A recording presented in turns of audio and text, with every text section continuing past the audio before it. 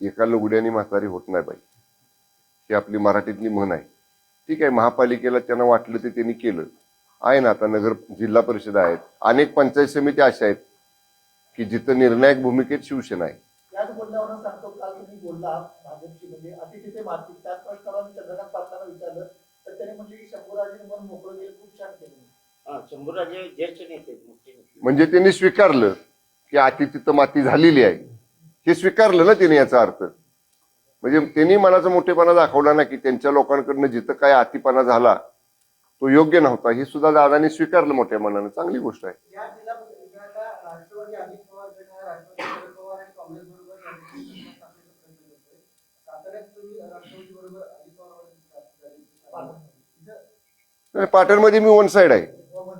पाटणमध्ये कोणी कोणाबरोबर एकच जागा आली भाजपची पंचायत समितीला नव्या नवसाची, बाकी काय नाही.